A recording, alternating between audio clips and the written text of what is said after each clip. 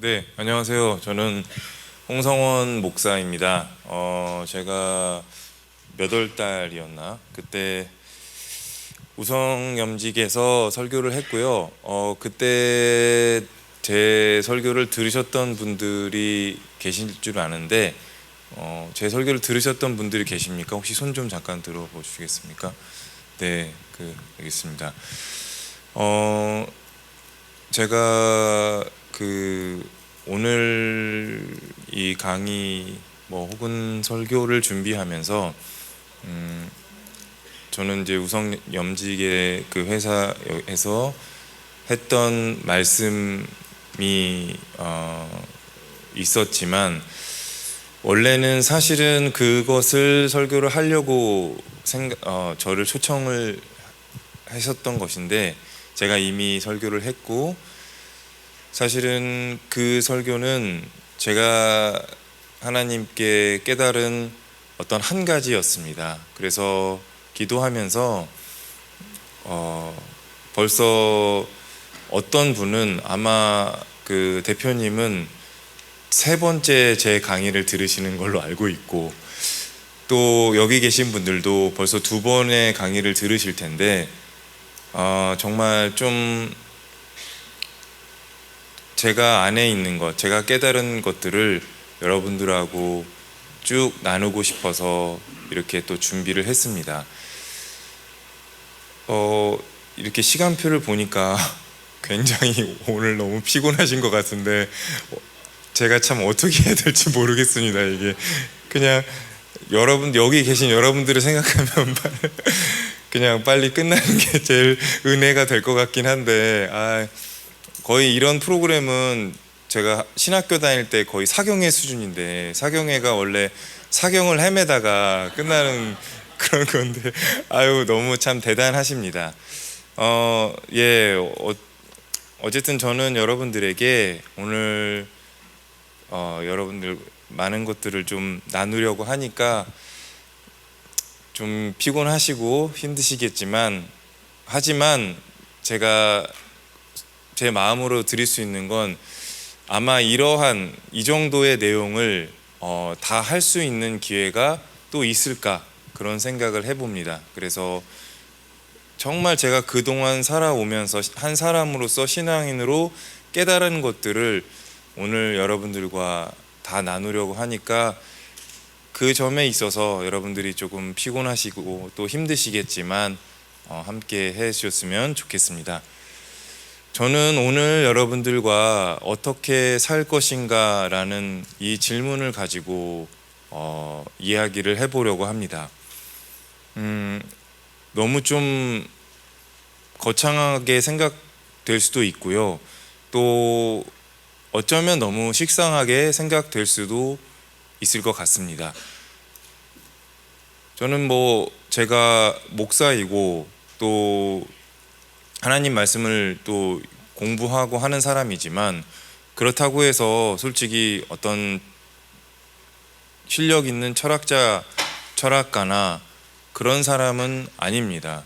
하지만 저의 인생에 너무나 큰 그리고 저에게는 개인적으로 매우 충격적인 그 사건들로 인해서 그날부터 항상 어떻게 살아야 할 것인가를 늘 생각하게 되었습니다. 그런데 이 어떻게 살 것인가라는 이런 질문을 계속 하다 보니까, 사실은 어떻게 죽을 것인가라는 그런 질문을 계속 던지게 되더라고요. 죽음이라는 것을 어떤, 아까도 말씀드렸지만, 어떤 굉장히 뭔가 깊이 있는 생각을 하고 고상한 질문을 던지는 그런 사색가나 철학가의 주제가 아니라, 저도 굉장히 평범한 사람이고 보통 사람입니다. 화도 잘 내고, 최근에는 제가 제 가족들하고, 저희 아내하고 저희 아이들하고 어떤 문제로 굉장히 좀 심하게 다퉜는데, 참 유치한 걸로 다투게 되고, 제 스스로도 제가 이 정도밖에 안 되나 그런 생각을 하는 사람이거든요.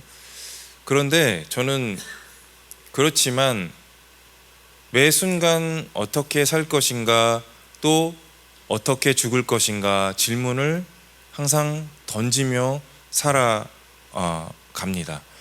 그것은 뭐 여러분들이 아까 소개해 주신 분도 아시겠지만 제 아들 때문이죠. 제 아들이 앓고 있는 선천성 소아조로증이라는 이 병 때문이고, 이 병은 현재까지는 전 세계에 150여 명 정도 존재하고 있고 우리나라에 지금 한 3명 정도 존재하고 있습니다. 수원에 한 명이 있고 또 양산에 한 명이 있는데, 양산에 있는 그 아이와 부모님은 만나지 못했고 수원에 있는 아이와 부모님은 만났습니다. 제가 제 아이의 이 병을 벌써 오래됐죠. 2010년 9월쯤에 알게 되었으니까 10년이 더 지났는데, 사실 저는 그때부터 매 순간 생각해 오게 되었습니다. 의사 선생님께서 아이의 병명을 말씀해 주시고 그 뒤에 어떤 현재까지 뭐 또 할 수 없다, 의학적으로 어떻게 해결할 수가 없고, 또 제 아들이 없을 때 저에게 했던 말은 언제 죽을지도 잘 모르겠다라는 그런 말씀을 해주셨거든요.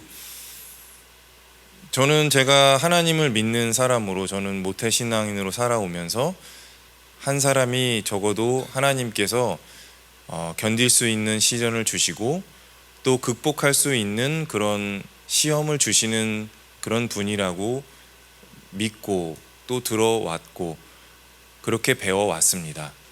그리고 그런 고난과 시련 뒤에는 훨씬 더 좋은 것으로 응답해 주시고 보상해 주시는 그런 하나님으로 믿어왔고 또 배워왔거든요.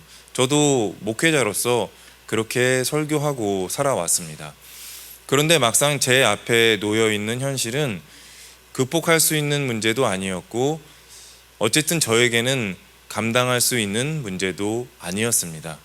더군다나 제가 제 아들의 병을 알게 된 그 5살 때까지 계속해서 저는 태어난 지 얼마 되지 않았을 때부터 아들이 이상하다는 것을 알고 또 여러 병원에 다녔지만 그곳에서도 알 수 없는 원인은 알 수 없었고, 또 하여튼 의사 선생님으로부터도 그 병원 측으로부터도 고개를 갸웃거리는 그런 많은 분들을 보면서 이것은 신앙인으로서 감당해야 될 문제구나, 하나님께서 나에게 주시는 시험이구나, 그렇게 받아들였습니다. 그리고 저는 제가 하나님 앞에서 할 수 있는 노력을 다하면 그것을 극복할 수 있을 것이라고 믿어 왔었는데 그 모든 것들이 다 깨졌죠. 제가 제 아들의 병을 알게 된 이후에 저는 이런 질문들을 하나님께 던졌어요. 왜 나에게 이런 일이 일어났을까? 왜 내 아들이 이런 병을 얻었을까? 그리고 또 왜 내가 이런 벌을 받아야 할까? 어쩌면은 그 신앙인이 아니더라도 자신이 감당할 수 없는 그런 어떤 사건이나 사고나 그런 어떤 일들을 마주하게 되면 왜라는 질문을 던질 것 같아요. 저는 지금 여러분 앞에서 매우 점잖게 왜라고 그렇게 이야기하지만 그 당시에 저는 정말 정신이 나간 사람처럼 하나님께 왜 그랬냐고 밤새도록 그렇게 질문을 했죠. 아니, 질문이라기보다는 하나님께 대들었습니다. 그래도 저는 하나님께서 뭔가 저에게 대답을 해 주실 거라고 믿었어요. 억한 심정을 가지고 있었지만, 그리고 매우 어떤 감정적으로 저를 통제하기가 어려웠지만, 그러나 제가 생각할 때 제 인생에서 가장 힘든 지금 이 순간이라고 생각했기 때문에 제가 믿어왔고 들어왔고 배워왔던 신앙 안에서는 하나님께서 무엇인가 저에게 말씀해 주실 것이라고 기대했거든요. 그러나 그날 밤에 밤새도록 하나님께 왜라는 질문을 던졌지만 하나님은 어떤 것도 저에게 말씀해 주시질 않으셨습니다.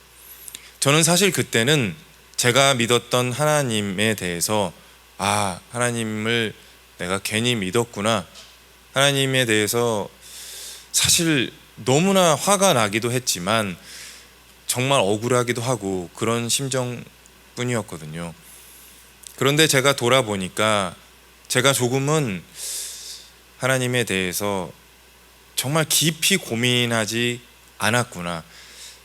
마치 회심을 한 사람처럼, 회심의 경험이 있는 사람처럼 자신의 그 모든 것을 걸고 하나님과 마주해서 인생의 전환점을 갖는 그런 회심의 경험이 있는 사람처럼 어쩌면 나는 하나님께 모든 것을 걸고 내가 왜 하나님을 믿어야 하는가라는 질문을 한 번도 던진 적이 없었다는 것을 알게 되었고, 제가 앞서도 말씀드렸지만 저의 신앙을 형성하고 있었던 것은 어딘가 누군가로부터 들어왔던 멋진 말들, 아니면 뭔가 그럴듯한 말들, 아니면 정말 저에게 힘이 되고 도움이 되는 그런 말들, 그 가운데서 제가 믿는 하나님을 형성하고 있었던 것을 알게 되었죠. 하나님께서는 저에게는 그런 제가 믿는 방식의 그 하나님을 깨트리셨습니다. 저는 사실 그때까지는 하나님을 믿는 것이 백설공주에 나오는 마법의 거울처럼 무엇이든 다 응답받고 무엇이든 다 저에게 보여주시는 하나님, 그리고 그것이 신앙이라고 생각했었는데 그 모든 것들이 다 깨지고 말았습니다. 정말 산산조각이 났죠. 사실 저는 그 순간을 생각하면 그 길로 저는 하나님을 떠나고 싶었고 교회를 다니고 싶지 않았습니다. 왠지 저도 그렇게 제가 살아오는 동안 교회라는 곳이 저에게는 또 하나의 집이었지만, 교회라는 곳이 정말 힘들고 마음이 어렵거나 불편한 사람들이 그곳에서 하나님으로부터 자유함을 받는 그런 모습보다는 성공하고 조금은 더 멋진 사람들이 더 많이 인정받는 곳으로 저도 모르게 생각하고 그렇게 인식이 되었거든요. 어떻게 목회자의 아들이 이런 말도 안 되는 병을 앓고 있는데, 그런데 이 사람이 도대체 뭘 얘기할 수 있을까라고 사람들이 생각한 것이 아니라 제가 그렇게 생각을 했어요. 내가 어떻게 하나님 앞에 나가야 될지를 모르겠더라고요. 내가 어떻게 하나님 앞에 무엇인가를 사람들 앞에서 뭘 얘기할 수 있을지를 모르겠더라고요. 그렇지만 하나님께서 저를 이끌어 주셨죠. 여러분, 고린도전서 13장 12절에는 이렇게 기록되어 있습니다. 함께 읽어보도록 하겠습니다.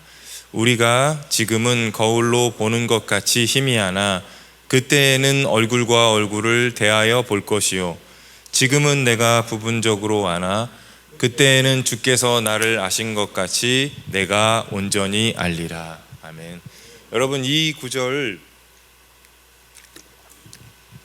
혹시 기억이 안 나시는 분들도 계시겠지만, 이 다음 구절은 그래도 교회를 할 신앙생활을 조금이라도 한 사람이라면 누구나 다 알고 있는 말씀입니다.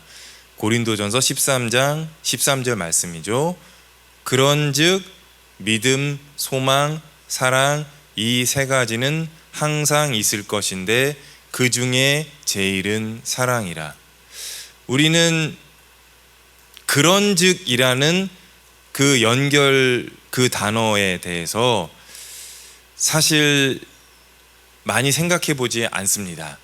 믿음, 소망, 사랑, 이 세 가지 중에 제일이 사랑이구나라는 것만 기억하고 있는데, 그런즉이라는 이 단어가 왜 왔을까를 잘 생각해 보지 않죠. 12절에 그런 고백이 있는 거예요. 우리의 이 신앙인들의 역사 가운데 가장 위대한 신앙인이자 한 사람, 사도 바울이 자신의 인생에 대해서, 그리고 자신의 앞으로 미래에 대해서, 계획에 대해서 나는 부분적으로밖에 모르고 그런 희미한 삶을 살아가고 있고 너무나 모든 것들이 희미하다라고 고백하고 있거든요. 이상하다. 분명히 말하는 게 신앙인 아닌가? 확실하게 이야기하는 게 신앙이 아닌가? 생각해 보게 되었죠. 신앙인으로서 무엇을 확실히 말할 수 있을까? 성경을 뒤지고 또 읽다 보니까 예수 그리스도의 십자가 외에는 확실히 말할 것이 없었는데 난 너무나 확실하게 말하고 있었구나. 그런 것들을 알게 되었습니다. 그래서 희미하고 부분적으로 아는 이 세상에서 믿음과 소망과 사랑을 가지고 살아가야 하는데, 이 세 가지를 가지고 신앙인들은 살아가야 하는데 그 중에 제일은 사랑이다 라는 것을 바울 사도가 그렇게 고백하고 있습니다. 물론 이 이야기는 이 말씀에 관해서는 뒤에 또 말씀드리도록 하겠습니다. 저는 어쨌든 굉장히 오랫동안 왜라는 질문을 계속 하나님께 던졌고, 그 왜라는 질문을 정확하게 하나님께서 말씀해 주시기를 기다렸지만,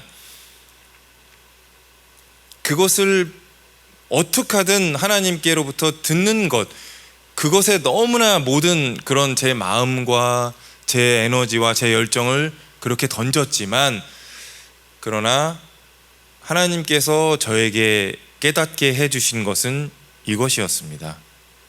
어떻게 살 것인가? 그리고 좀 더 구체적으로 말씀드리자면, 나에게 이런 일이 일어났으니 나는 어떻게 살아야 할까? 왜라는 질문에서 어떻게 살아야 할까라는 질문이 바뀌다 보니 제가 살아가는 것에서 많은 것들이 달라졌습니다. 어떻게 살아야 하는가가 중요한데 우리는 왜 이런 일이 일어났을까? 왜 이럴까라는 데에만 몰두해 있죠. 답을 얻은 것에 너무나 만족하고 취한 나머지 내가 개인적으로 신앙인으로서 어떻게 살아가야 하는가에 대해서 자꾸만 잊어버리게 되더라고요. 지금 저는 여러분들의 각자의 삶이 어떤지 잘 모릅니다. 저도 그런 능력이 있었으면 좋겠습니다. 그냥 함께 손을 잡고 기도하면 이분의 걱정이 보이고 느껴지고, 소위 그 예언하는 사람처럼 뭔가 한마디 던져주는 그런 능력이 있었으면 좋겠습니다. 저도 그렇게 많이 기도했지만 어쨌든 하나님께서 저에게는 주시질 않더라고요. 그러나 제가 감히 여러분들에게 말씀드릴 수 있는 것은, 왜라는 이 질문에 명확하게 대답을 얻는 것에 너무 많이 초점을 맞추다 보면 여러분들은 아마 참 많이 힘들 겁니다. 제가 그랬던 것처럼요. 그러나 어떻게라는 질문으로 이 질문을 바꾸면 나에게 이런 일이 일어났는데 나는 앞으로 어떻게 살아야 하는가? 제가 너무 죄송하게도 요새 약간 좀 여러 가지로 좀 많이 여러 가지 좀 문제들이 있어서 저도 좀 마음도 그렇고 몸도 그렇고 힘들다 보니까 그 한 분의 성함이 기억이 잘 안 납니다. 정말 죄송합니다. 그 사실 그렇잖아요. 이 강사들이 다 막 이야기해야 되는데 저도 너무 희미하다는 그 말씀에 심취한 나머지 어느 정도는 저도 기억이 희미해져서 정말 죄송합니다. 굉장히 유명한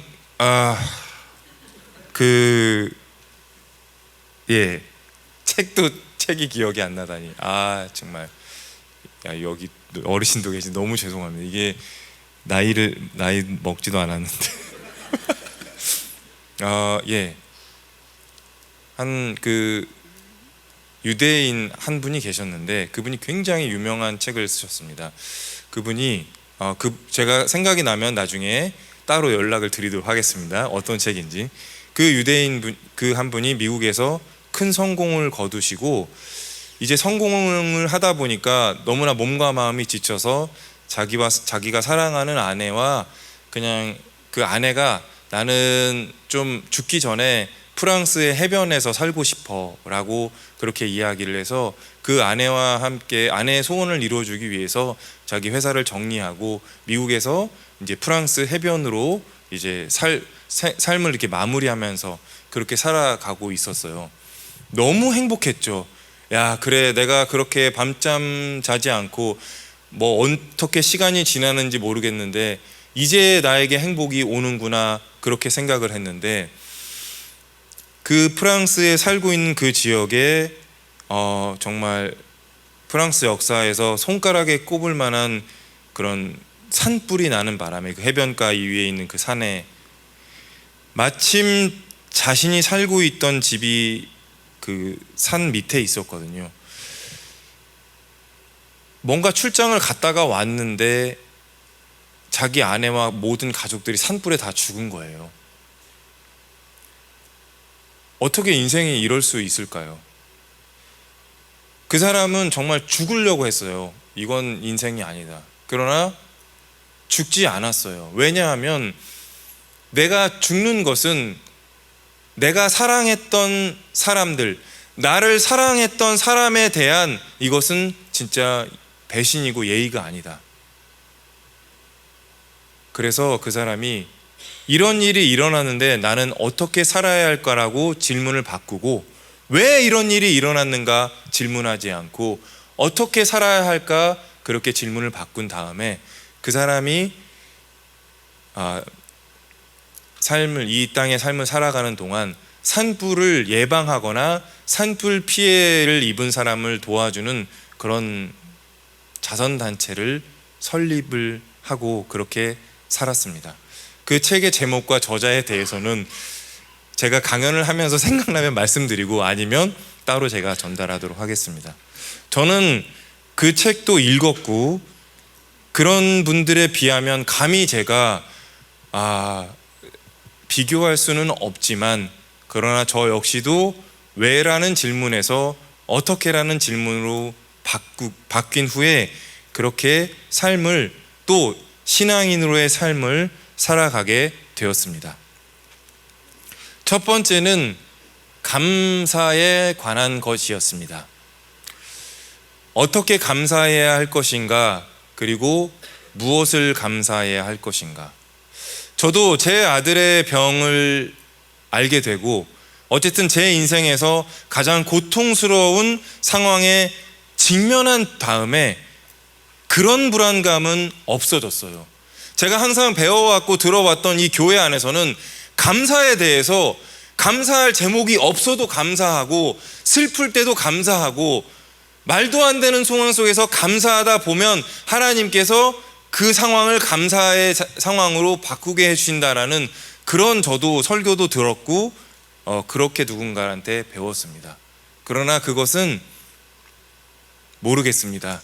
적어도 제가 하나님께서 저에게 주신 이 감사는 그런 것들이 아니었습니다. 제가 이 감사를 하게 된 것은 참 너무나 모순적인 상황입니다. 제 아들의 병을 알게 된 뒤에 정말 매일 밤 의사 선생님께서 저에게 해주신 그 언제까지 살 수 있을지 모르겠어요 라는 그 말이 오늘 밤까지 제 아들이 사는 것 같은 그런 불안감으로 바뀌어서 매일 밤 제가 제 아들의 잠든 모습을 보면서 이 감정을 주체하기가 매우 어려웠습니다. 오늘까지 내 아들이 사는 걸까? 더군다나 제 아들이 그 피부가 얇아서 이렇게 눈꺼풀 같은 거를 다 감지 못하고 자거든요. 눈을 약간 뜨고 자는데 그런 모습을 볼 때마다 얘가 오늘까지가 얘의 삶의 끝인가? 내가 왜 이런 감정을 쏟아야 하는지, 도대체 이런 상황을, 내가 부모인데 어떻게 이런 하나님께서 형벌을 주시는 걸까? 정말 속으로 답답했거든요. 뭐 답답한 것이 뿐만 아니라 억한 심정이었죠. 그러니까 제 아들이 매일 밤 잠을 자는 도중에 가뜩이나 귀가 굉장히 밝은 제 아들이 제가 이렇게 가끔씩은 막 답답해하는 것 때문에 깨기도 하고 그랬었거든요.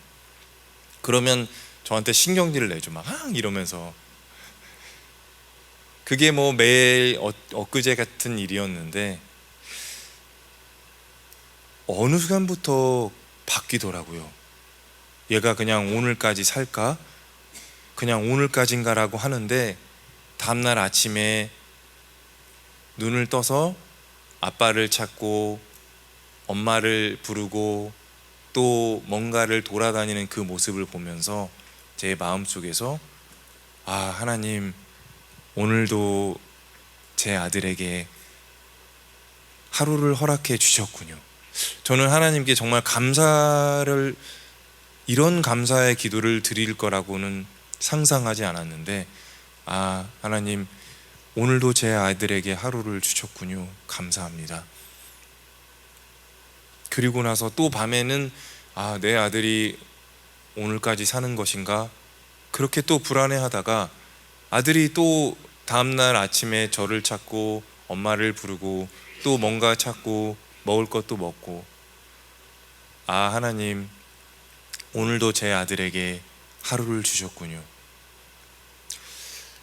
그러면서 하나님께서 저에게 가르쳐 주셨습니다. 진짜 감사는, 성원아, 오늘 하루의 삶을 내가 너에게 준 것에 대한 감사다. 그리고 나는 그거면 됐다. 구구절절 뭔가 너가 나를 설득하기 위해서 마치 나에게 네가 뭔가를 더 하면 내가 너에게 더 줄 것처럼 이거를 하라, 이걸 주셔서 감사, 이런 게 아니라 매일매일 매 순간 매 아침마다 정말 진심을 다해서 하나님, 오늘도 저에게 그리고 저희 가족에게 하루를 허락해 주셔서 감사합니다. 이 짧은 감사의 기도에 하나님은 기뻐하십니다. 정말 제가 너무나 존경하는 그 교수님이 계십니다. 제 은사님이신데 그분의 형님이 박상은 원장님이시라고 안양샘병원 원장님이셨습니다. 안양샘병원과 참 인연이 깊은 것이 2년 전에 이 코로나가 확산되기 전에 델타로 변이되었을 때 제 아들이 코로나 바이러스에 감염되는 바람에 음압병실로 격리 조치가 내려졌고 저도 같이 가야 했습니다. 보호자로서. 정말 왜 가야 되는지 모르는데 원기가 저에게 아빠도 같이 가야지, 나 혼자 어떻게 가. 그래서 진짜 가서 정말 죽을 뻔했죠. 예, 이 음압병실, 더군다나 임시 음압병실은 정말 그 옆에서 이렇게 그 음압 기계가 돌아가는 거는, 이거는 정말, 저거 더군다나 제가 소음에 약하고 이 밀실 이런 폐쇄 공포증이 있는 사람인데 어떻게 견뎠는지 몰랐거든요. 근데 그때 너무 희한한 거는, 그때 격리된 곳이 안양 샘병원이었어요. 그래서 또 박상진 그 교수님께 연락드려서, 또 그 박상은 원장님께서 참 많이 배려해 주셨는데, 의료 선교를 하는 도중에 그냥 심장마비로 돌아가셨습니다. 평소에 지병이 있던 것도 아니셨고 정말 건강하신 분인데 그냥 하나님께서 데려가셨습니다. 인간의 생사화복이라는 것이 정말 하나님 손에 달려 있습니다. 저처럼 매일 제 아들의 이 삶을 보면서 매 순간의 삶과 죽음에 대해서 그래도 생각해 보는 사람들은, 하나님께서 또 오늘도 나에게, 내 가족들에게 하루와 생명을 허락해 주신 것이, 이것이 진짜 기적이라는 것을, 하나님의 은혜라는 것을 알게 되죠. 여러분들께서 혹시 무엇인가 하나님으로부터 더 기도하고 싶어도 질문해 보십시오. 나는 정말 하나님께 오늘 하루의 생명에 대해서, 내 가족들에게, 내가 사랑하는 사람들에게 하루를 허락해 주신 그 하나님의 은혜에 대해서 진심으로 감사하고 있는가?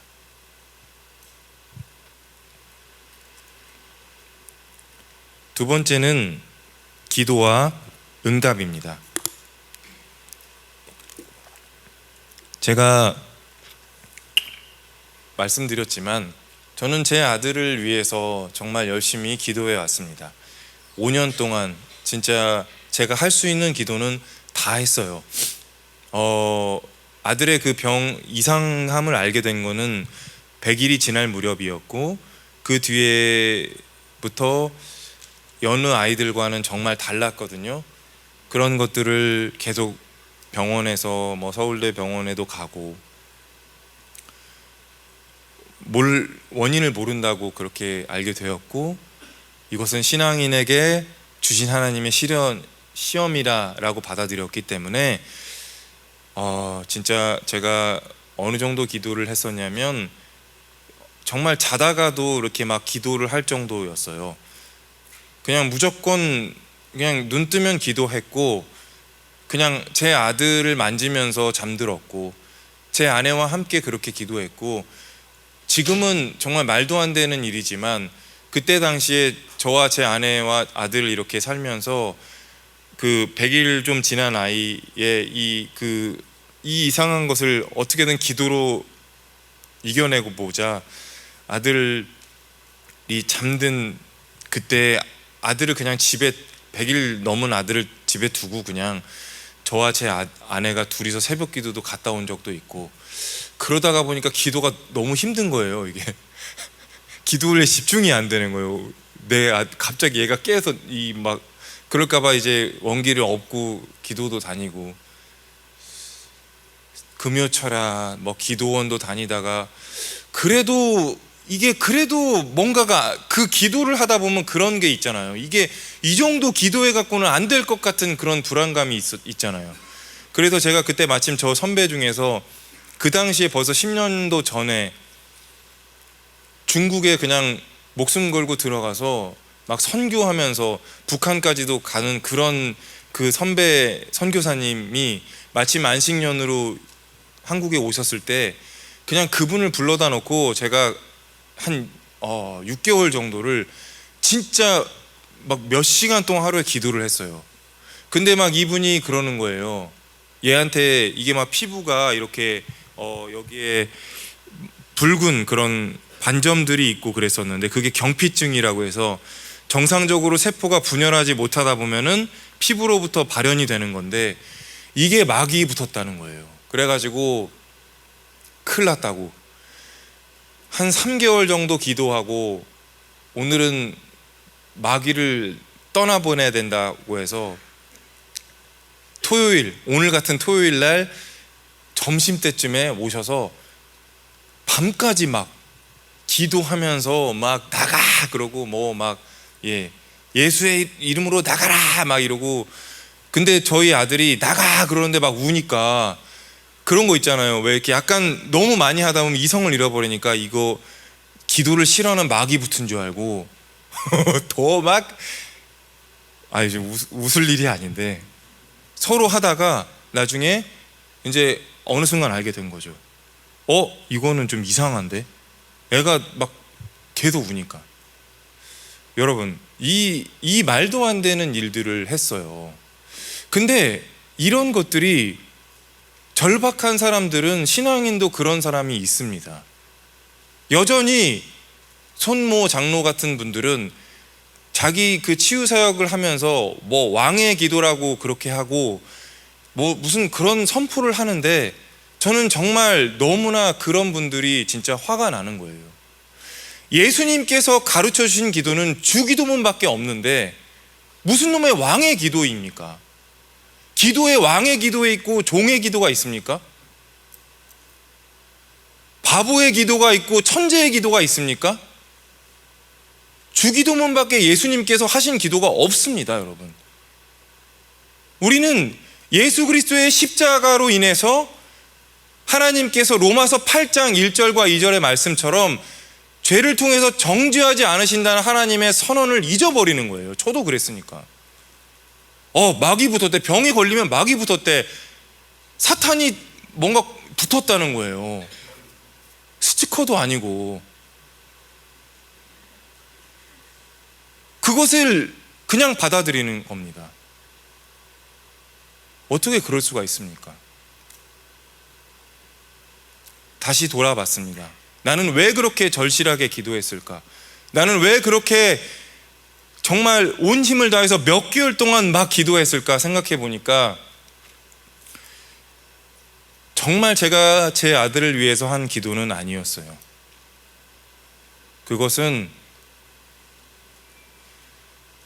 그래도 목회자인데, 그래도 내가 아들을 위해서 기도해 온 사람인데 적어도 내 아들이 이상한 병을 앓는 아들은 아니어야지, 적어도 내 아들이 정상적인 그런 아들이어야지 하는 그런 저의 생각과 바람이 만든 그런 어리석은 열심일 뿐이었습니다. 그러나 기도는 헛된 것은 없습니다. 제가 그렇게 하나님께 매달린 그 기도의 열매는 결국 제가 제 아들을 어쨌든 감당해내고 살아갈 수 있는 그런 힘을 하나님께로부터 받은 것 뿐입니다.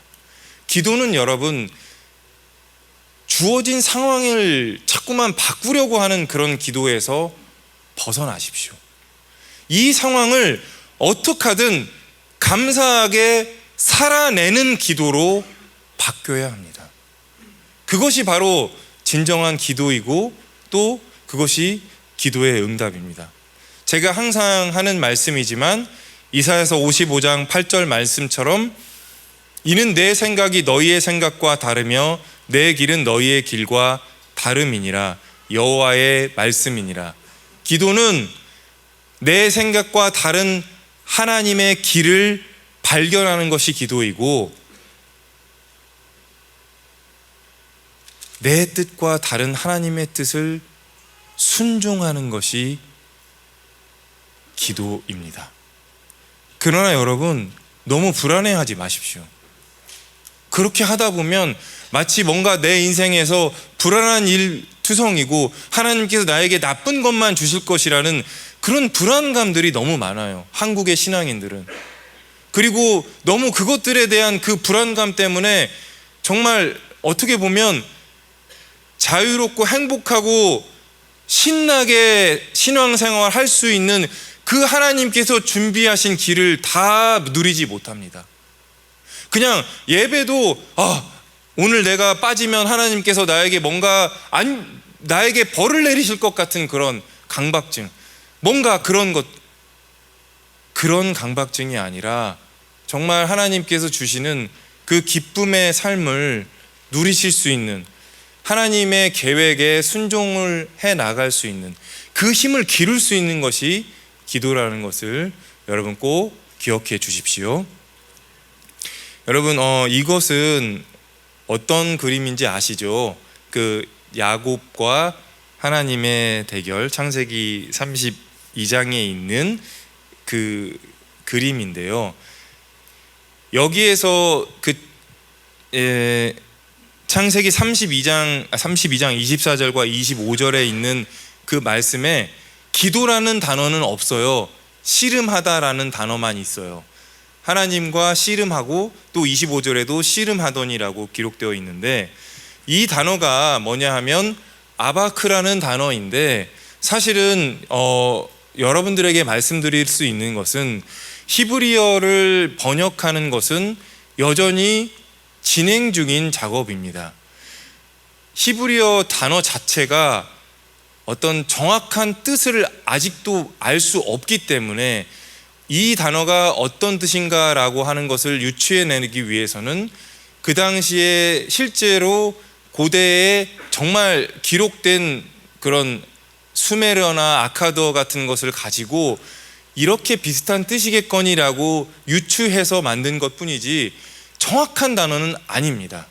그래서 영어 성경을 보면 정말 수십 가지 버전이 있어요.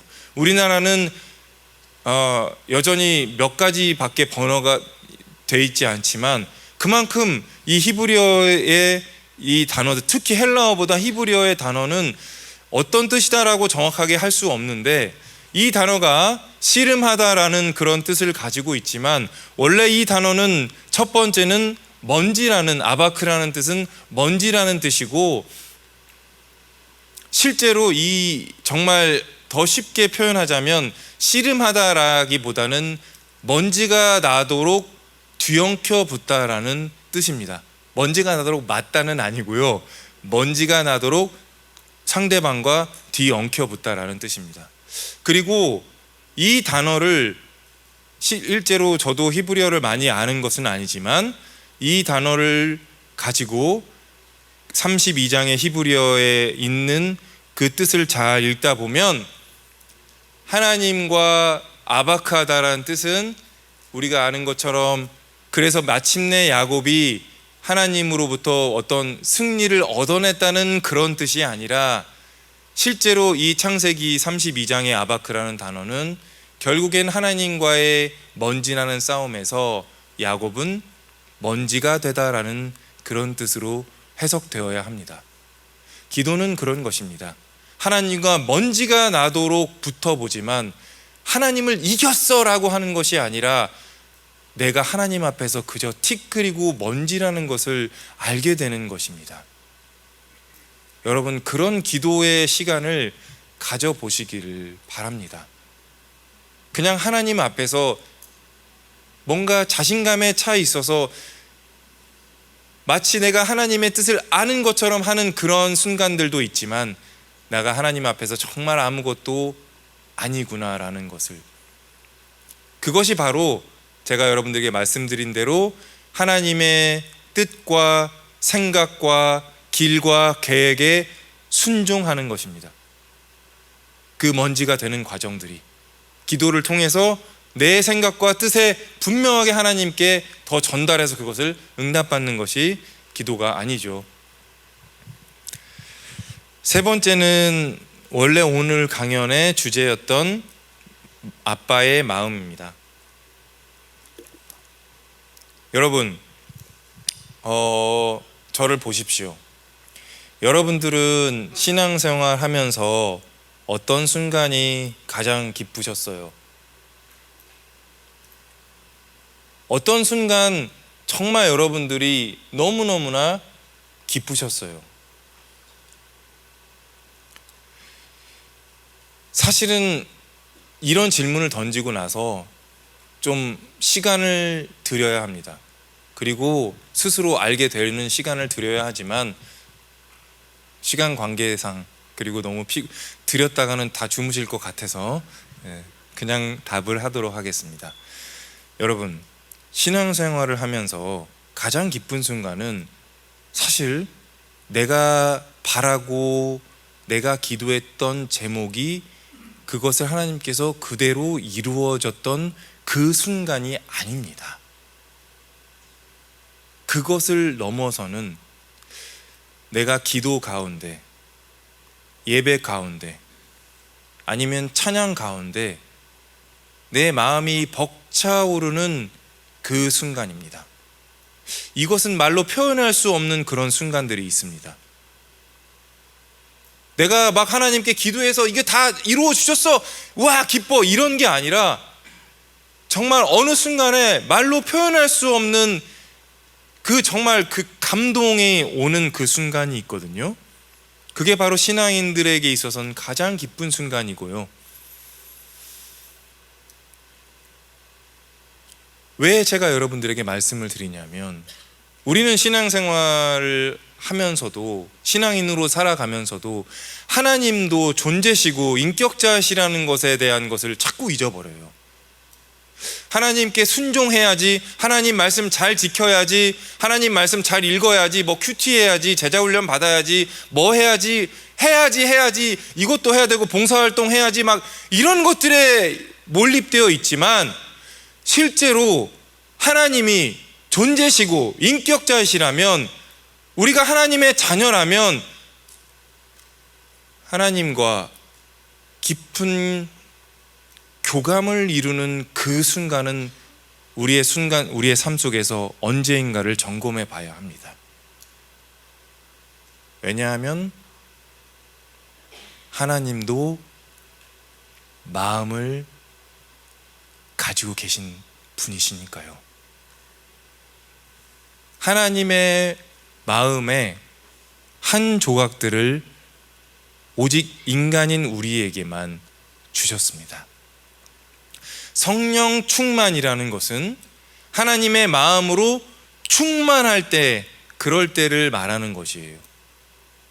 그러나 우리는 인간이기 때문에 하나님의 마음으로 충만한 그 시간이 아주 오래 가지 못하는 데다가, 그렇게 성령 충만했다고 교만하는 순간에 사단 충만이 되는 바람에, 그런 때 있잖아요. 막 기뻐서 막 예배 드리고 왔는데 오늘 완전히 집에 갔는데 정말 모두가 사랑하고 당신은 사랑받기 위해 태어난 사람처럼 하려고 했는데 가니까 사랑할 수가 없는 그런 상황들이 있잖아요. 하나님의 마음, 그리고 우리, 그 하나님의 마음을 무엇이라고 표현하냐면 바로 스프랑크니 조마이라고 하는 이 단어 속에 있고요. 이 그림이 바로 탕자의 비유의 렘브란트의 그림인데, 이 스프랑크니 조마이라는 이 단어가 딱 이 신약 성경에 마태, 마가, 누가복음에 9번만 쓰였어요. 이 땅에 오신 예수님께서 누군가를 불쌍히 여기시다, 민망히 여기사, 애통해 하사라는 이 단어 속에서 예수님의 마음이 스프랑크니 조마이로 그렇게 기록되어 있습니다. 이 단어는 그래서 정말 특별한 단어이고요, 주님의 마음입니다. 그러면 이 스프랑크니 조마이라는 게 무슨 뜻이냐? 이것은 아까 제가 여러분들에게 말씀드렸지만 애통해하다, 민망해하다라는 그런 뜻인데, 실제로는 인간의 내장을 뜻하는 단어에서 파생된, 스프랑크논이라는 단어에서 파생된 단어인데, 내 내장이 뒤틀리고 끊어질 것 같고 정말 어떻게 할 수 없는 그런 감정, 그런 마음을 느끼다라는 뜻, 상대방에게 느끼다인데, 이것이 교감하다도 있고 공감하다라는 뜻도 있고 깊이 이해하다라는 그런 뜻도 있습니다. 인간이 이성적인 동물이라고, 이성적인 존재라고 이야기하고 착각하지만 인간은 매우 감정적인 존재입니다. 이 감정이라는 것이 마음에서 온 것이죠. 우리가 어떤 일을 봤을 때 도무지 이해할 수 없지만 그 일을 하는 것은 머리로는 이해가 안 되지만 마음으로 이미 공감했기 때문입니다. 스프랑크니 조마이라는 단어에는 그런 뜻이 있어요. 정말 상식적으로 이해할 수 없고 아무리 생각해봐도 할 수 없는 일을 스프랑크니 조마이를 통해서 바뀌는 거죠. 그렇게 그 마음이 바로 주님의 마음이라는 것인데, 제가 지난번에도 설교했고 또 선한목자교회에서도 그렇게 간증을 했고 여러 교회에서도 말씀드렸지만, 정말 그것을 제가 뭔가 머리로 연구하거나 배운 것이 아니라 여러분 뭐 잠깐 졸리시니까 끔찍한 이 뱃살 사건, 이 두 번의 지방을 분리해내는 이 두 번의 사건, 이 앞에가 더 좀 징그럽죠. 이게 그리고 여기가 조금 덜 그런데 제 아들 때문에 참 많은 것들을 했는데 지방을 뽑는 빼내서 그것을 다시 줄기세포를 하는 그 수술을 2번 하다가 정말 나중에 죽을 뻔한 그런 경험을 통해서 하나님의 그 사랑을 깨닫게 되었죠. 하나님의 마음을 깨닫게 되었습니다.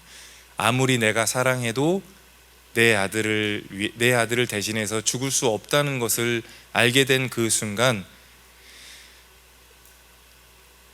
정말 나를 사랑하시는 하나님께서 나를 위해서 대신 죽으셨다는 그 하나님의 마음을 알게 되었죠. 그것이 하나님의 마음이라는 것을. 그것이 좀 더 깊이 들어가면 우리가 하나님께 우리를 구원해 달라고 요청한 것이 아니라 하나님께서 우리를 불쌍히 여기셔서 우리를 위해서 죽으신 것입니다. 마찬가지였습니다. 저도 제 아들이 아빠, 내가 좀 더 살아야겠으니 아빠의 지방 줄기세포를 좀 주십시오.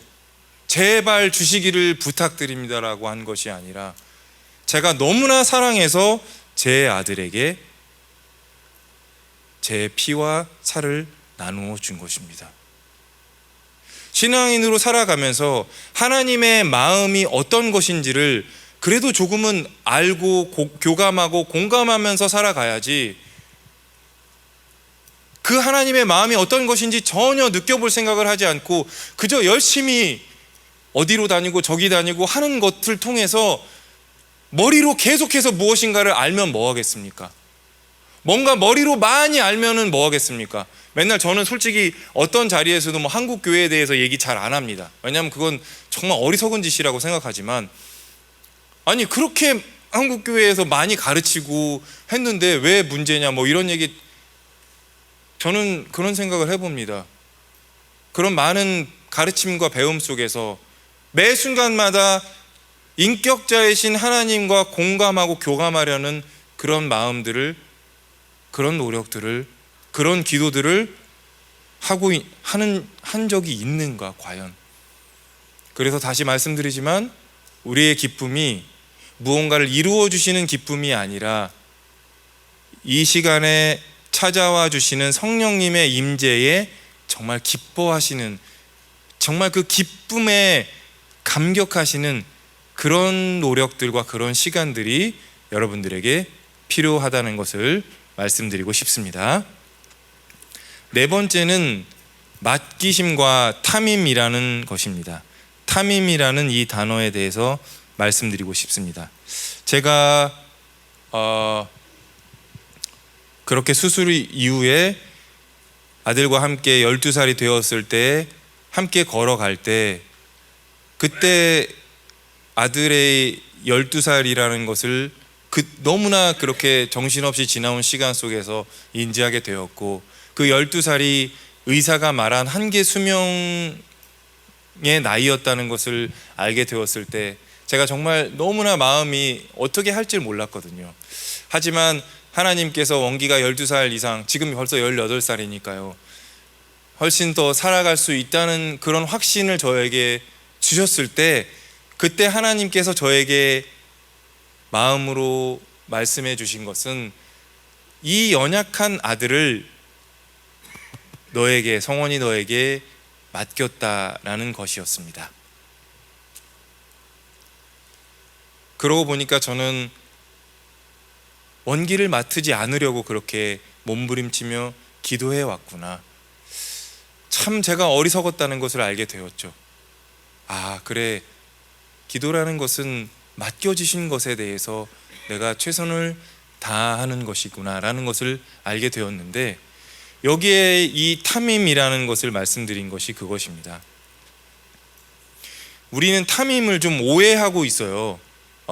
이 탐임이라는 게 창세기 17장에서부터 시작되는 단어인데, 너는 내 앞에서 걸어라, 그리고 한국말 이 성경에는 너는 완전하라, 온전하라 이렇게 기록되어 있는데, 우리는 이 탐임이라는 단어 때문에 너무 강박증이 있습니다. 내가 완벽하게 하나님 앞에, 내가 진짜 실수 없이 하나님 앞에 모든 것을 잘하고 있는가 계속해서 그렇게 생각하고 있거든요.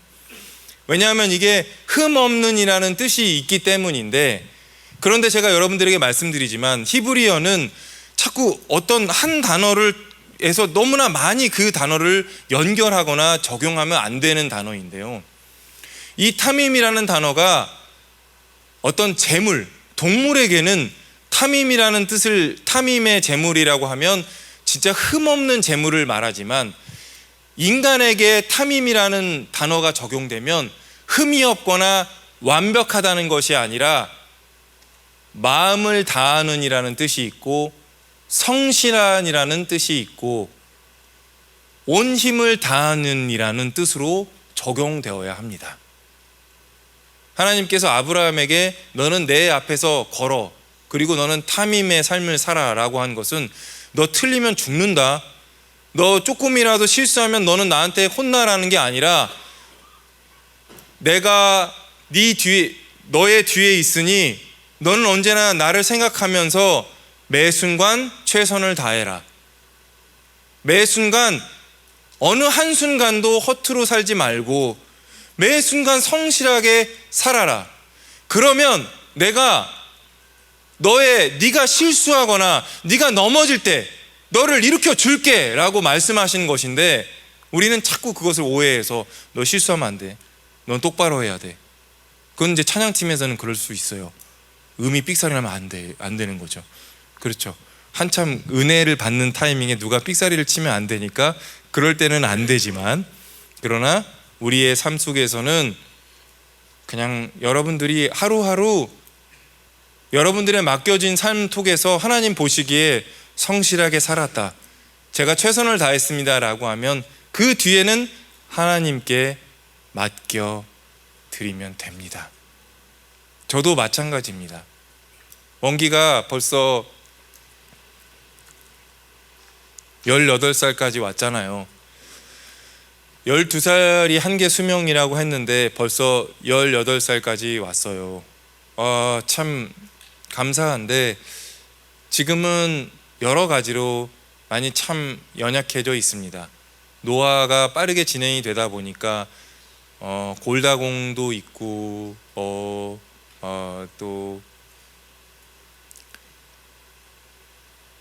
콜레스테롤이나 지방간이나, 그리고 또 심장도 좀 많이 약해진 것 같고, 올해 여름에도 참 힘들었습니다. 이게 여름을 견디는 게 참 힘들더라고요. 나이 드신 분일수록 여름이 지나가는 그때에 많이 하나님께서 불러 가시더라고요. 여름 때 막 견디다가 여름이 지나가는 그 무렵이 되면은 진이 다 빠져가지고 엄청 힘들어 하더라고요. 올해도 정말 힘들어 했었거든요. 근데 올해도 하나님께서 넘겨주셨어요. 사실 제 기도 제목은 건강한 20살을 맞는 것이었는데, 갑자기 우리나라 나이도 이제 한 살이 빠져가지고 이제 정말 진짜 이제 내년이면 19이고 그 다음에 20살인데 내년에 18살이 돼요. 억울해요. 이런 억울함이 있더라고요. 예. 어떤 분은 나이가 적어서 억울한데, 적어서 좋은데, 저는 진짜 그래서 솔직히 우리 아들이 과연 1년 더 연장된 20살까지 갈 수 있을지는 잘 모릅니다. 정말 그것은 진짜 하나님만이 아시는 거거든요. 그러나 저는 매 순간 그렇게 하나님께 맡겨드리면서 제가 언기를 최선을 다해서 돌보고 사랑하면 그것으로 족합니다. 내가 실수해서, 내가 잘못해서 하나님께서 벌을 내리시거나 내가 좀 뭔가 그러한 그 어리석고 그런 강박증에 절대 빠지시 말길 바랍니다. 하지만 그것이 핑계가 되어서는 또 안 되죠. 온 힘을 다하고 성실하게 진심으로 살아가는 것, 그것 하나님께서 보신다고 한 것입니다. 그러나 실수하지 말아라, 완벽해라 라는 것을 하나님께서 말씀하신 것은 아닙니다. 그 다음에 이제 마지막으로 소금과 빛입니다. 착한 일, 5번째는 착한 일이죠. 어떻게 살 것인가, 벌써 4가지를 했고 마지막 5번째는 착한 일을 해야 한다는 것입니다. 신앙인이라면 착한 일을 해야 한다는 것이에요. 이 착한 일이라는 게 도대체 뭐냐라는 것을 우리가 함께 봅니다. 마태복음 5장 13절에서 16절까지 이렇게 말씀되어 있습니다. 너희는 세상의 소금이니 소금이 만일 그 맛을 잃으면 무엇으로 짜게 하리요? 후에는 아무 쓸데없어 다만 밖에 버려져 사람에게 밟힐 뿐이니라. 너희는 세상의 빛이라. 산 위에 있는 동네가 숨겨지지 못할 것이요 사람이 등불을 켜서 말 아래에 두지 아니하고 등경 위에 두나니 이러므로 집안 모든 사람에게 비치느니라. 이같이 너희 빛이 사람 앞에 비치게 하여 그들로 너희 착한 행실을 보고 하늘에 계신 너희 아버지께 영광을 돌리게 하라. 아멘. 소금이요 너희는 빛이요 세상을 썩지 않게 하고 어두운 세상을 비추게 하라라는 것은 우리가 알고 있지만 그게 너무 추상적입니다. 그냥 소금과 빛이라는 것에 거기서 머물러요. 소금이래, 빛이래. 그런데 분명히 예수님께서는 말씀하셨습니다. 소금과 빛이 도대체 무슨 역할을 해야 하나? 착한 행실을 통해서 하나님께 영광을 돌리는 것이 바로 소금과 빛의 역할이라는 것입니다. 착한 행실이라는 게 뭐겠습니까? 누군가의 눈물과 아픔을 닦아주고 공감해주고 도와주는 것입니다. 이 그림은 선한 사마리아인의 비유죠. 선한 사마리아의 비유의 그림인데 이 선한 사마리아인의 누가복음 10장 25절에 있는 이 선한 사마리아인의 비유 가운데서도 사마리아인이 지나가다가 그를 보고 불쌍히 여겨라고 기록하고 있습니다. 예수님께서 그렇게 말씀하셨습니다. 그때도 스프랑크니 조마이라는 그 단어가 기록되어 있어요. 그러니까 이 단어는 어떤 안 된 사람을 봤을 때 혹은 뭔가 아픈 사람을 봤을 때 혹은 뭔가 부족하고 연약한 사람을 봤을 때 왜 저 사람이 저러지라고 하는 것이 아니라 그를 보고 불쌍히 여기는 마음을 가져야 한다는 것입니다. 제가 사실 몇 년 전에는 노숙자 봉사를 한 2년 정도 깊이 한 적이 있었습니다. 저는 그때 어떻게 봉사를 했냐면 그게 싫었어요. 노숙자 봉사를 가면은 이렇게 배식을 할 때 이렇게 퍼주면서 하나님이 사랑하십니다라고 하고 심지어 노숙자분들이 드시는데 찬양을 해요. 사랑의 나눔. 근데 저는 그게 너무 싫었어요. 이것은 노숙자분 봉사를 하는 게 아니라 노숙자 봉사를 통해서 자기 만족을 얻으려고 하는 것이다. 그래서 제가 그것이 불만이 있어서 저는 어떻게 했냐면은 밥을 떠가지고 노숙자분들하고 그냥 그 앞에서 거기서 같이 밥을 먹기 시작했어요. 정말 많은 분들하고 이야기를 나누게 되었습니다. 정말 다양했습니다. 어떤 분은 7년 7년을 씻지 않으셔서 머리에 싹이 난 분도 계셨어요. 진짜 머리에 죄송한 진짜 싹이 난 것 같더라고요. 이 때를 뚫고 나오는 뭔가 있었어요. 그리고 진짜 어떤 분은 정말 막 어떻게 더군다나 여름에 가면은 가까이 갈 수가 없죠. 그런데 어떤 분은 너무나 저보다 더 향기 나는 분도 계셨어요. 놀랍죠. 노숙자라는 그런 고정관념을 다 이제 저도 깨트리게 됐는데 다양하더라고요. 그러니까 노숙의 생활을 길게 장기전으로 가면서 먼 미래를 비전을 세우시는 노숙자분들은 진짜 깨끗한 거예요. 그런데 이게 정말 이제 뭐냐면 약간의 좀 심리적이로나 이제 뭔가 머리가 아프신 분들은 그렇게 완전히 컨트롤 못하지만 그런 장기적인 비전을 가지고 계신 분들은 너무 깨끗하고 너무나 정말 규칙적으로 생활하시더라고. 진짜 딱 삼시세끼 잘 드시고 이게 이렇게 하여튼 네. 그래서 제가 왜 이 얘기를 하냐면 저는 노숙자분들을 생각했을 때 솔직히 저도 무능력하고 굉장히 뭐라고 할까 게으르고 뭔가 그런 분들만 생각을 했었는데 상당히 많은 분들 남자분들이 놀랍게도 가족 간의 대화가 안 되니까 나온 분들이 꽤 많더라고요. 멀쩡한 부인과 아들과 다 있는데 아이와 애들이 다 있는데 대화가 안 되니까 어느 순간에 내가 계속 그렇게 되니까 나가는 건데 그거 정말 다르다는 거예요. 그래서 깊이 그분들과 정말 많은 이야기들을 했어요. 여러분들이 착한 일이라는 것은 그렇게 돼야 되는 겁니다. 내가 마치 누군가를 조금 도와줘. 내가 이렇게 좀 도와주는 것이 나를 생색내게 하거나 내가 이렇게 함으로 인해서 하나님께서 뭔가 내가 착한 일을 하면 하나님께 나를 더 인정해 주시게라는 그런 마음을 가지신다면 하지 않는 게 좋습니다. 어떤 일을 하시던 어떤 착한 일을 계획하시건 내가 하는 그 대상에 깊이 공감할 수 있는 주님의 마음으로 해야 합니다. 그때 놀라운 하나님의 뜻을 발견할 수 있게 되실 겁니다. 저는 이 이야기를 한 헤롤드 쿠시너 랍비, 유대인 랍비, 저는 누군가 저에게 당신의 인생의 책이 무엇이냐고 하면 이 헤롤드 쿠시너의 책 3권을 저는 항상 권해드리는데 왜 착한 사람에게 나쁜 일이 일어나나, 그리고 우리는 얼마나 착해야 하나, 그리고 또 하나는 당신은 어떤 사람이 되어야 할 것인가.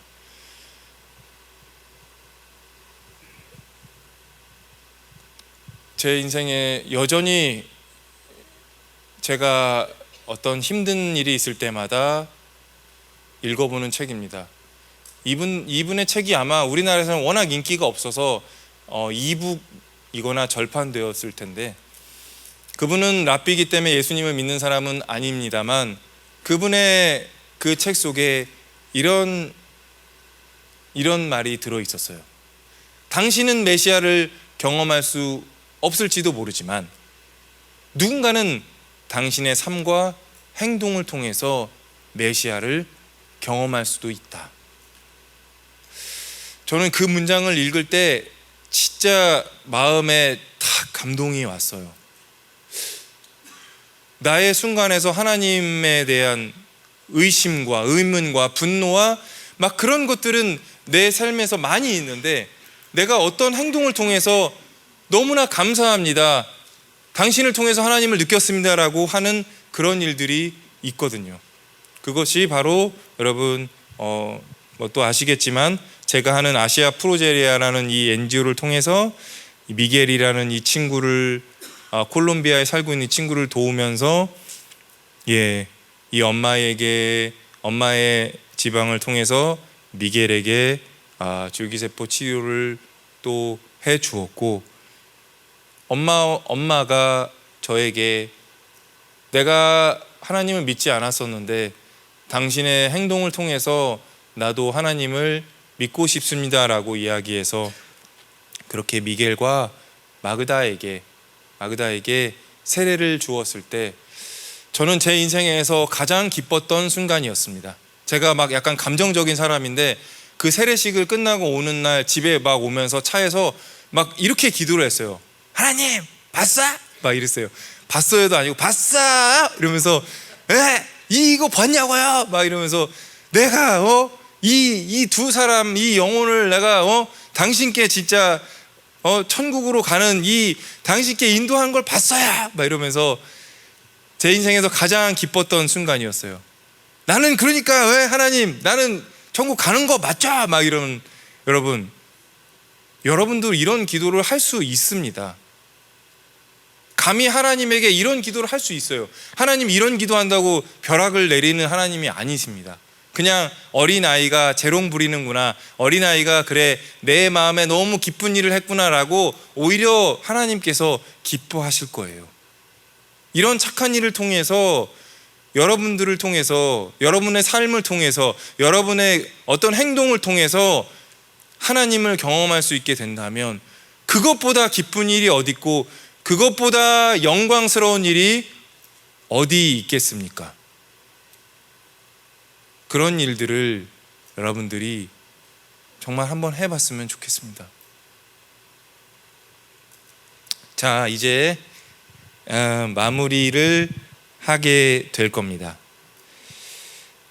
다시 어떻게 죽을 것이다 라는 이 질문으로 돌아왔습니다.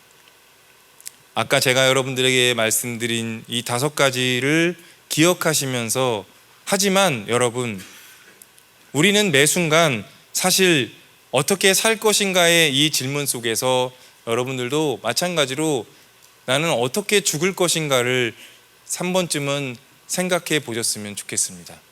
저는 목회자로서 많은 장례식장과 또 조문을 가면서 어느 순간부터 그런 마음의 의문들이 들기도 했습니다. 물론 원치 않는 그런 사고로 인해서 슬픔에 빠진 분들도 있지만 어느 정도는 죽음에 대한 부분을 예견하고 있었던 그런 사람들에게, 그런 사람의 죽음 앞에서 그 가족들이 있을 때 왜 예수 믿는 사람들이 왜 이 천국에 가는 데 있어서 기쁨의 이 잔치가 없을까? 왜 그렇게 항상 우중충충한 그런 분위기 속에서 그렇게 맨날 침울해하고 있을까? 저도 제 아들의 삶을 보면서 매일매일 제 아들의 죽음에 관한 생각을 하게 될 때 언젠가부터 저에게 든 생각은 우리 아들이 하나님께서 언제 불러가실지 모르겠지만 적어도 나는 병원의 장례식장에서는 절대로 끝내지 않겠다라는 혼자 다짐을 해보게 되었습니다. 왜냐하면 적어도 나는 하나님께서 감사하게도 비록 내 아들이 먼저 세상을, 어떤 큰 사고가 없다면 내 아들이 먼저 세상을 떠나야 하는 그런 삶을 저에게 주셨지만 그래도 하나님께서 저에게 감사한 것은 그래도 예비할 수 있는 시간과 준비할 수 있는 것들을, 그런 기간들을 주셨잖아요. 그래서 저는 제 아들의 이 죽음이 온다면 그냥 병원 장례식장에서 슬퍼하기보다는 그냥 뭔가 특별하게 기쁨을 가진 그런 축하의 파티를 할 마음을 갖고 있습니다. 그리고 실제로 인터넷을 찾아보니까 2018년도에 세상을 떠난 게럿 매티어스라는 이 5살짜리 아이는 그때 희귀종양으로 정말 이제 몇 개월 살지 못하는 그런 삶을 알게 되었을 때 이 5살짜리 아이가 내 장례식에 대한 유언을 하면서 슬퍼하거나 막 그러지 말고 내가 좋아하는 음식과 내가 좋아하는 배트맨과 내가 좋아하는 토르를 내 장례식장에 거기서 즐겁게 잔치를 했으면 좋겠다라고 그렇게 했어요. 그래서 너무 아쉽지만 여러분들이 혹시 유튜브에서 게럿 매티어스라고 이렇게 스펠링이 있는데 관심이 있으시다면 GARRET 그다음에 MATHIAS 게럿 매티어스라는 그 퓨너럴을 치면은 이게 정말 장례식인가라는 영상이 있어요.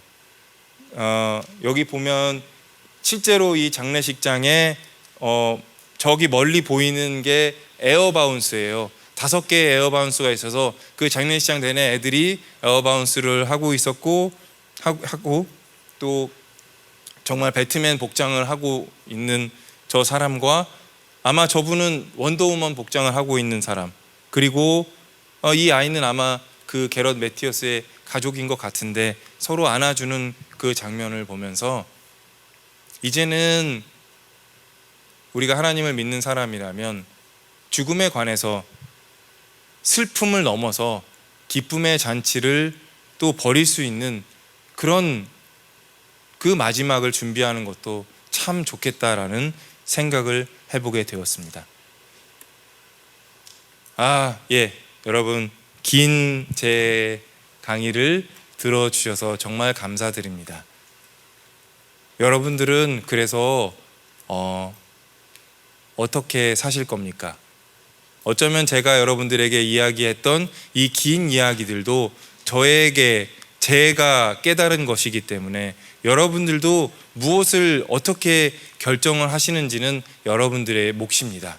하지만 여러분들도 내가 어떻게 살아야 할 것인가, 신앙인답게 어떻게 살 것인가, 그것에 초점을 맞추어서 여러분들의 삶 속에서 정말 하나님께서 기뻐하시고 또 원하시는 그런 삶을 살아갈 수 있게 되기를 부탁드리겠습니다. 여러분, 감사합니다. 그럼 이 시간에 우리 함께 제가 여러분들에게 드린 이 말씀을 가지고 하나님께 또 다짐하고 또 하나님 앞에서 여러분들을 돌아볼 수 있는 그런 기도의 시간을 잠깐 가졌으면 좋겠습니다. 우리 또 오늘의 이 수련회를 마무리하면서 여러분들이 또 얻어가는 것들은 어떤 것이 있는지, 그리고 또 여러분들의 삶을 이 수련을 통해서 여러분의 삶의 변화는 무엇을 또 하나님 앞에 약속드릴 수 있는지, 그런 삶들, 그리고 정말 우리의 이 순간에 저는 이 자리에 저와 여러분들이 하나님께서 우리의 생명을 허락해 주셔서 이 같은 공간에 있다는 것 이 자체가 참으로 감사드리고 또 정말 감사할 제목인 것 같습니다. 잠깐 우리가 오늘의 또 저의 또 강연과 또 하나님 아버지 앞에서의 우리들의 모습을 돌아보면서 함께 기도하는 시간을 갖도록 하겠습니다. 기도하시겠습니다.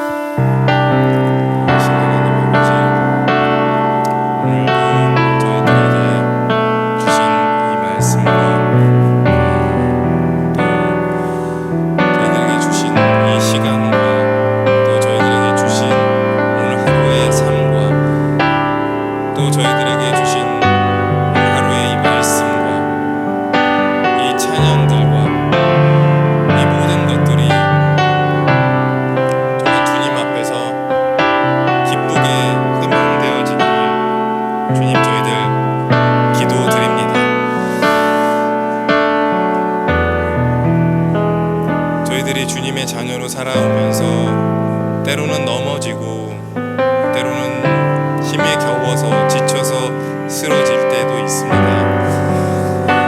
그때마다 혹은 저희들에게 삶 속에서 내가 잘못한 것은 어떤 것인지, 내가 하나님 앞에서 조금은 어리석은 질문들을 던졌던 것은 아닌지 돌아보게 됩니다. 주님, 우리의 삶 속에서 정말 하나님 아버지와 나와 그 사이에 그 어떤 것도 없이 그 하나님 아버지의 깊으신 그 놀라우신 그 충만하신 은혜를 하나님 저희들이 날마다 매 순간 느끼며, 또한 우리의 뜻이 아닌 하나님의 뜻과 하나님의 계획을 가지고 하나님의 생각을 가지고 매 순간 살아갈 수 있도록 주님, 저희들에게 주님의 은혜를 허락해 주시고 지혜를 주시옵소서.